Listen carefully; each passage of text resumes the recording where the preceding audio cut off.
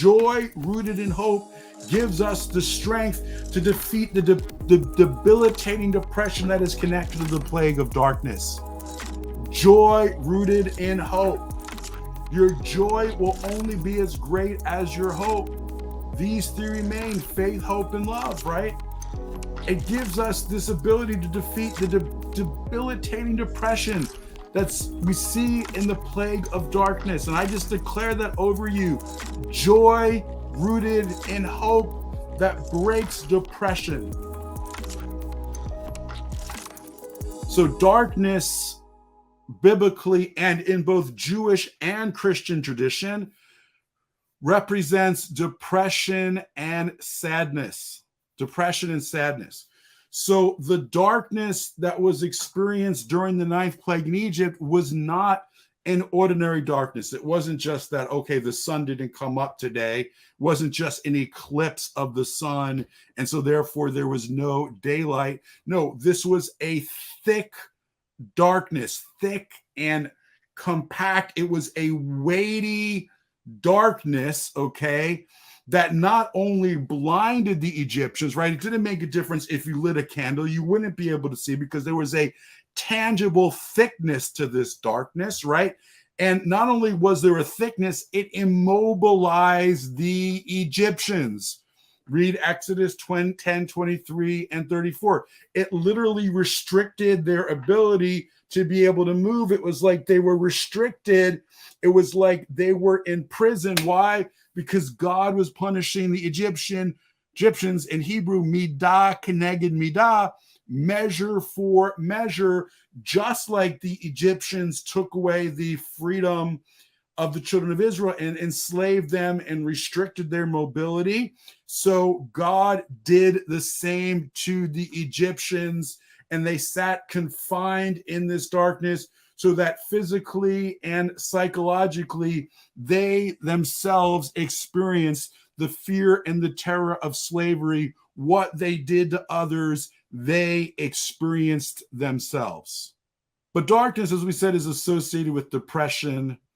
In Jewish thought, Christian mystics talk about depression as the dark night of the soul.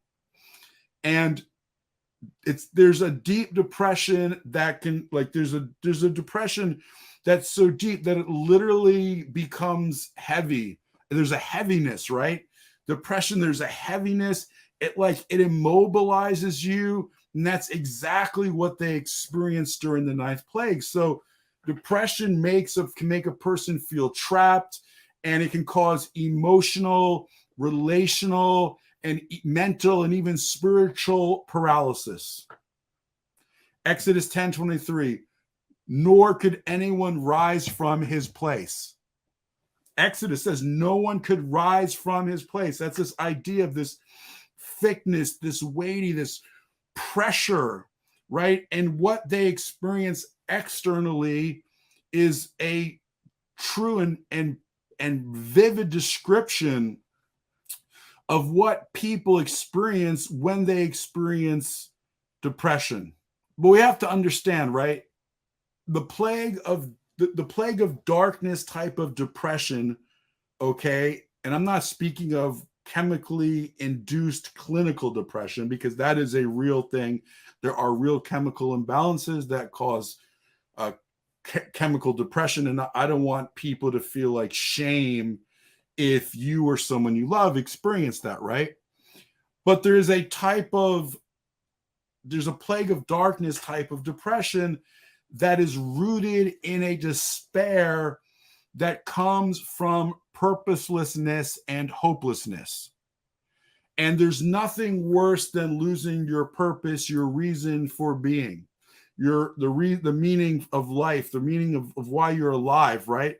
And what's interesting is that this wasn't just true for the Egyptians, it was also true for many of the children of Israel, because there were a number of the children of Israel that became so assimilated into the culture, into the practices, into the belief system and the worldview of Egypt, that they lost their calling, they forgot the covenant, and their very reason why God created them, and they forgot the promises that God had made to them and to their ancestors, the covenant that he cut with Abraham, Yitzhak, and Yaakov, with Abraham, Isaac, and Jacob. They forgot the promises. They were in the world of Egypt, and they were of the world of Egypt. Okay, that's assimilation, to be in and of the world. In this case, it was the world of Egypt.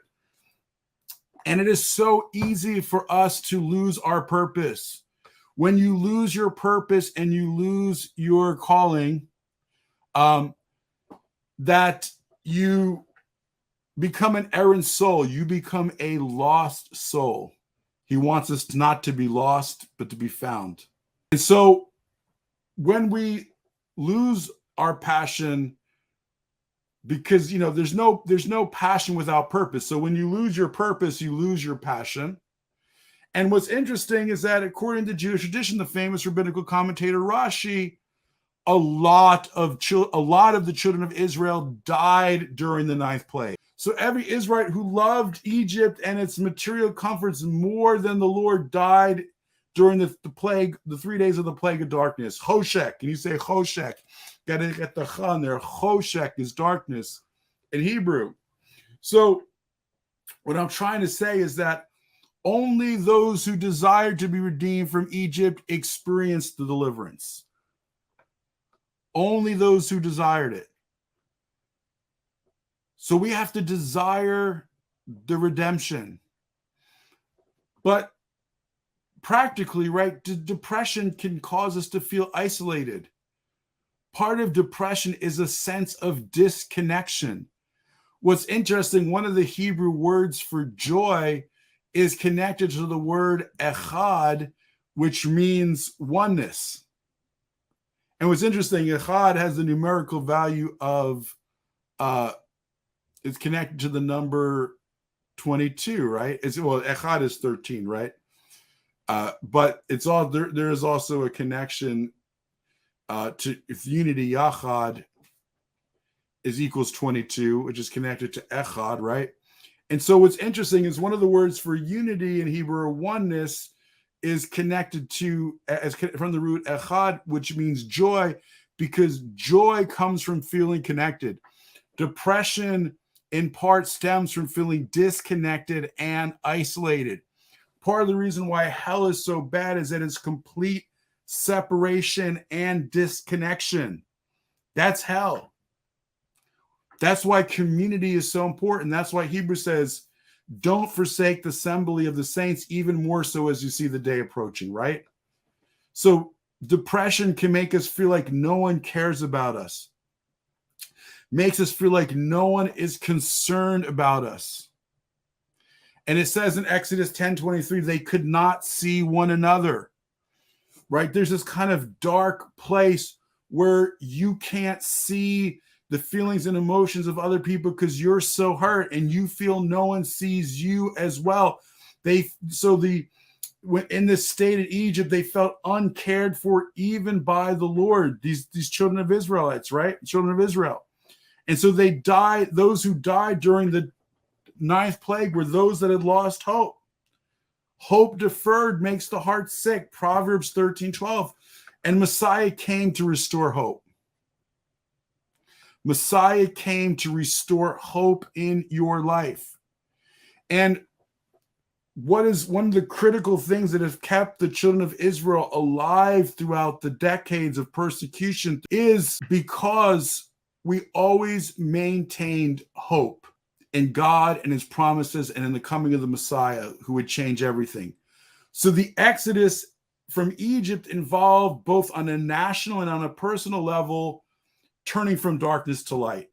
There was darkness for the Egyptians and for those Jews who didn't believe, and there was light in Goshen for those that had faith. And those that came out of Egypt were those who held on to the hope of redemption and maintained their desire for it. They never lost hope in the future. And so the same way the Messiah wants to sustain you and sustains us, right? What was true in the days of Moses is true today. believing with complete faith in the Messiah, longing for the final redemption, his return, gives us hope and joy in part to overcome depression and sadness. Friends, there is a messianic hope that fills our heart with joy and excitement, right? He's coming. And so, like, when we see this craziness in the world and chaos and all this crazy weather and stuff, natural disasters and rising prices and all this stuff, yes, there's a sense in which, of course, we don't like it. But friends, on another sense, it's declaring we're closer to Messiah, right? These are the things. These are part of the birth pains that prepare the way for the coming of the Messiah, so we don't lose hope. So we remember, right, that joy rooted in hope gives us joy. I'm going to hear this. Joy rooted in hope gives us the strength to defeat the debilitating depression that is connected to the plague of darkness. Joy rooted in hope. Your joy will only be as great as your hope. These three remain: faith, hope, and love, right? It gives us this ability to defeat the debilitating depression that's we see in the plague of darkness. And I just declare that over you. Joy rooted in hope that breaks depression. So declare that over me. Joy rooted in hope that breaks depression. I saw someone earlier, maybe it was Galinda, I think, and said that, is depression connected to spiritual warfare? Listen, depression can come. One of the ways depression can come into our life is when there's an extreme sense of weariness, right? There's been times in my life where I've been so worn out physically and spiritually from just sickness and serving, just spreading myself too thin, right? There are those seasons in our life, right? And so sometimes when we're in spiritual warfare or just exhaustion, some of what we need to do is just rest and laugh, right? Just laugh. Like there's been time I just had to turn on a funny movie, get around some friends, tell some jokes, right? Because as we've talked about before, simcha pours together, joy breaks every yoke. So I just declare the joy of Yeshua that breaks yokes off of you, for the joy of the Lord is your strength. And we need to ask God to give us that joy that is birthed out of hope. Joy that is birthed out of hope. So as the apostle and Rabbi Paul prayed, now may the God of hope fill you with all joy, peace, and believing, that you may abound in hope by the power of the Ruach HaKodesh, by the power of the Holy Spirit.